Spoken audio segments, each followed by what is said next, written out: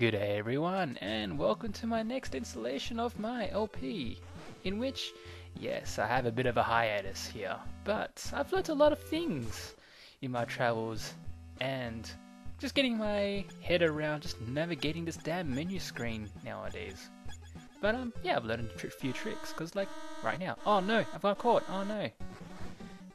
Yeah, I figured out how to reset the alert status on the game, rather than running around like a headless chook, and also figuring out the distance between the enemy and the pistol right there. And again, I got caught there. I got alerted there, but it doesn't really matter. But yeah, I've learned a lot of new things when I was actually spending a lot of time just getting my head around the game, just knowing the game inside out here and there. And I've edited out a lot of the backtracking here and there, but we are actually going to backtrack a little bit, just because from my very first blind play, my very first video I should say, we missed a lot of things, and we're going to go back into the jungle where it's dark. Cue Guns N' Roses here in recording. Hopefully not. But yeah, there's a lot of things I missed back here.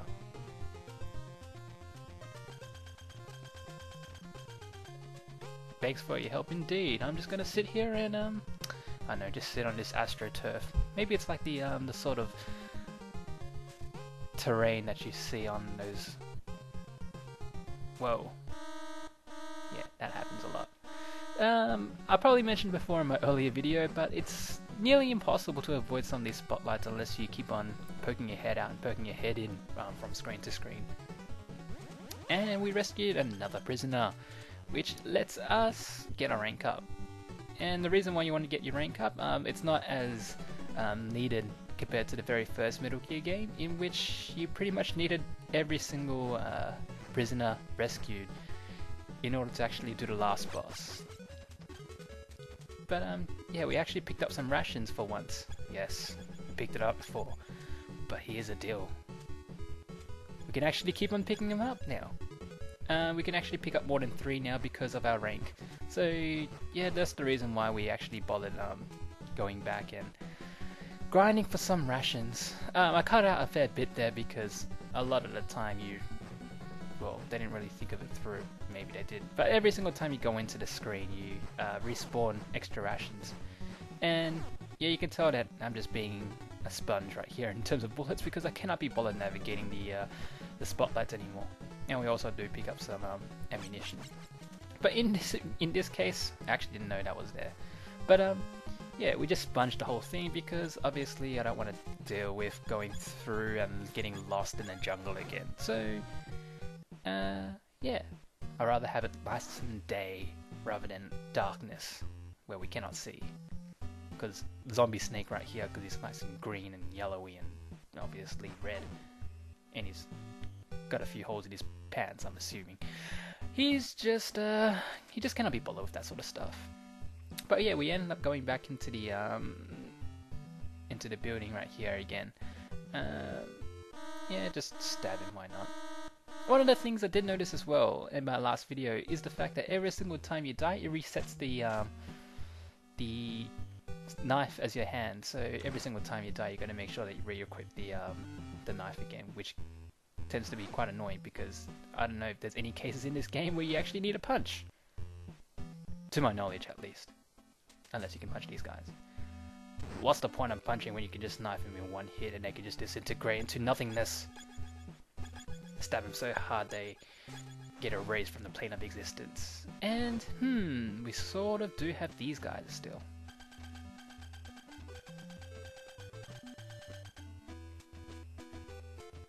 By the way, you can't actually shoot him, unfortunately. Yep, and yeah, I kind of got stuck on the door. If you probably noticed in my other videos as well, there tends to be a bit of a clunkiness when you start to get stuck in walls and doors and stuff like that. But yeah, I'm going to actually quickly mention as well, just to clarify things a little bit. A lot of people don't like this game, or don't really. Actually, a lot of people don't like this game, I should say. But one of the biggest criticisms is the fact that Snake is actually wearing pink. And it's like, why the hell would you wear pink? boss, I look awesome in pink. No, it's just the fact that Snake wears red in this game because it is the color that actually pops out in terms of the scenery here. Again, the same sort of makers from Castlevania 3, in which why the hell would a vampire hunter wear pink as well? Exactly. I just gotta quickly double check down there because through this playthrough as well, I kind of forgot. Yeah. By the way, before we go into that tangent, that was just a good example of the fact that you can't actually predict the pattern in which the enemies turn around, if you've noticed. And there's that familiar sound, which I would have heard for like, I don't know, weeks at a time. Yeah, let me tell you that this game is actually incredibly hard, especially just the first part. But yeah, you can't actually predict the pattern in which the enemies turn around. So you got to make sure that you equip the knife and your handgun, because you know there's games where like that. Can't win them all. So you sort of have to get lucky when you pass these guys, because yeah, he has no pattern at all, and the actual time discrepancy of when he actually turns is different each time. Let's just stab into the beat right there. Alright, so just wait for this guy. I'm just gonna wave my knife like that. If you walk into it, it's your own fault. And of course we do have to deal with the whole card bullshit that we always deal with when it comes to these sort of Metal Gear games. He actually does appear in the MSX versions as well, so there is actually a justification for it as well. It's the fact that Hideo Kojima kind of liked the idea that when you're trying to run away or trying to go into doors and stuff like that, you'll be scrounging around for your keys, trying to open it up.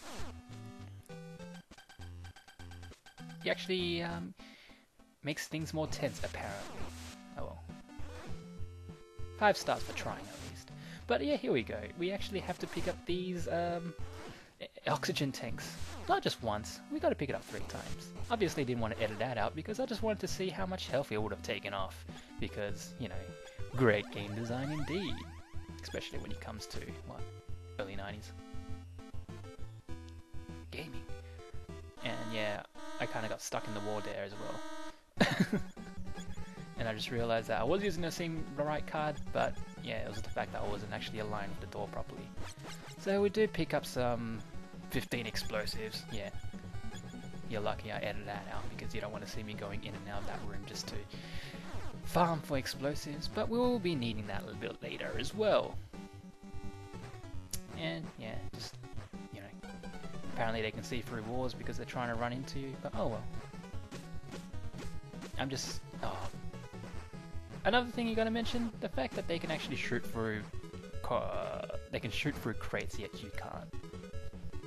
So yeah, I was a bit of a fool to expect that I could just hide behind a crate. And we do pick up some grenades. That was an accident there, and some extra ammunition, or a crate of goodies. Unfortunately, you don't get any spirit hearts or keys. And yes, I'm just showing right here. This is essentially what I went through when it comes to grinding for things. You gotta do this quite a fair bit, but luckily enough, you can see right there I was actually trying to see if I can turbo button it, but I realized that it's a NES emulator, it's not the SNES one that I'm usually accustomed to. But it doesn't matter. Yep. Just keep picking up these bottles of water that it looks like. Because it obviously looks like grenades. You know, red grenades. Signifies there's danger involved. You know, that's the way you kind of want grenades, right? And obviously the those security cameras are sort of not doing anything at the moment because I'm in alert mode. But let's just say I felt a little bit bad about that. Because, you know, you can easily run through everything, but I decided not to. So let's just do this properly and let's try and stealth it. Perfect stealth. By the way, you can't actually go under the security cameras like you usually can in Metal Gear games, so you sort of have to avoid them altogether. Until you see this beginner's trap right here. Alright, just poking my head out. Aww. Unless you're like, you know, frame perfect, it's kind of hard to not get spotted by that camera right there. Unless you actually know exactly where to go. and doing it properly and not get stuck in the wall like I usually always do. Yep, just zigzag between those guys. Alright. And then we get to the infamous... I hate this part. But just wait. Aww. Again, erratic... erratic enemy placements. I wouldn't say placements, but the way they turn around and you can't really do anything. So you're pretty much fucked. Because obviously you can't really dodge anymore. Alright, just wait for it. Stab him in the ankles. Aww.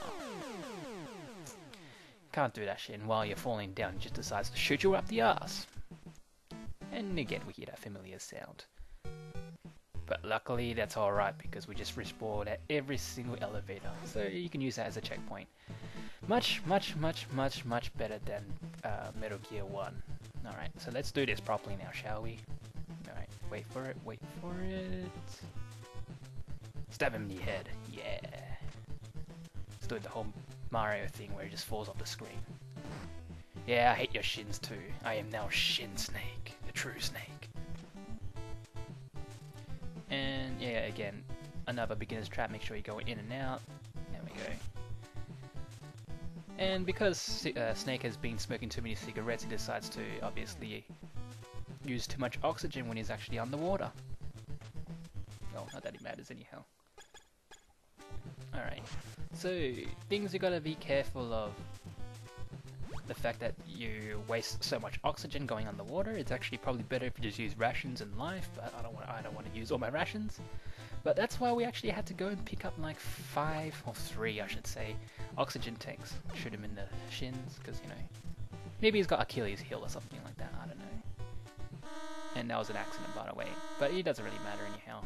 Just to showcase, you could actually use remote explosives for those guys in case you get really or the fact that they actually blow you up anyhow, but there will be some implications for it, I guess. Alright, so let's do this.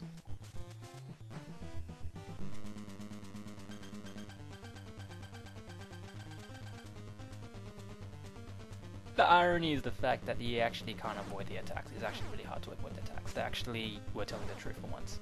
Yep. This boss, even Hideo Kojima himself said that this boss is ridiculously hard. Alright, so the idea is the fact that, again, you got to be absolutely frame perfect when it comes to these guys and avoiding these attacks. Usually half the time, probably 99% of the time, especially if you just jump into this game, you will not be able to avoid it. And let me tell you that, well, no matter where you're standing, unless you're, you know, absolutely perfect, which half the time you're not, you will get hit, and they take off at least 4 bits of damage. And by the way, I tried to go into a transceiver because I was so stuck in Metal Gear Solid mode that maybe I was like trying to call up someone who's like, help, I don't know what to do with this boss, I can't avoid the attacks. These gridiron guys are hurting me. Or as I should say, rugby players, because, you know, rugby players are so much more macho. Oh yo! Anyhow. At least I sort of avoided their attack there, rather than taking what... No, okay, maybe not. But yeah, that's not how you do that fight. Let me tell you, I had to go back and rethink my strategy a little bit. And remember what I had when I quickly picked up all those grenades? This is what you're supposed to do.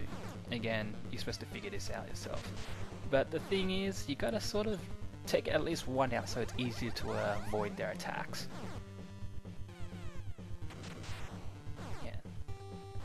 No matter where you're placed, it's quite hard, and you're going to be eating all through your food, because Snake is really hungry and he's like, tasty. Alright, so yeah, essentially this is what you got to do. At least I've taken out one of them, so it should be a bit easier. Not that much easier, but you know, nevertheless you can't really do much about it. There goes another. And yeah, the whole idea is the fact that usually I don't really mind when it comes to keeping up and making up a strategy and defeating bosses. That's fine and all, that's what the boss is. You're supposed to use your abilities as a gamer to sort of figure things out. But the fact that there's so much preparation for the boss, and there's so much time in between that you sort of forget what to do and it takes too long to figure things out. That is why this boss is incredibly hard. But yeah, finally did it. So long for those elite squads. Oh, I can't remember the names. I'll bring up the names again later. But yes. We've finally taken out the first boss, and we are actually, funny enough and well enough, we actually are going into the second area. So it's not as open-ended as Metal Gear 1, in which you know, had a sort of big owl. By the way, those boxes actually hurt you. Let's try and bring someone up. What? These boxes are hurting me. Unfortunately, you can't. I mean, it would have been a cool idea, but you know, didn't really think of that originally. And that's just you'll see a bit later that radar is a bit of an implication for that a little bit later. You'll see it. But yeah, we've got to figure out how to get past these boxes. So let's have a look at the countdown, shall we? Of how many explosives it takes. So there was 1. I sort of missed that one. 2. Oh, that's right, the explosives hurt you. But yeah, it actually takes about 5-6 explosives to actually blow up those crates right there. Those are sturdy killer boxes, I would say. I don't know, maybe they're just filled with, I don't know, Ocelot's waste fluids or something like that, who knows. Alright, so we're in the second area right now, which is great, because that brings us on to the next part. Thank you, Token Black Man. Whew. But we actually are not finished here. I'm actually going to quickly kill myself here, because we might have to backtrack a little bit. There is something I forgot. Can you figure out what it is? Because let me tell you, he asked me to not shoot him. But until then, thank you for watching, and I will catch you on to the next installation. Until then, thank you for watching.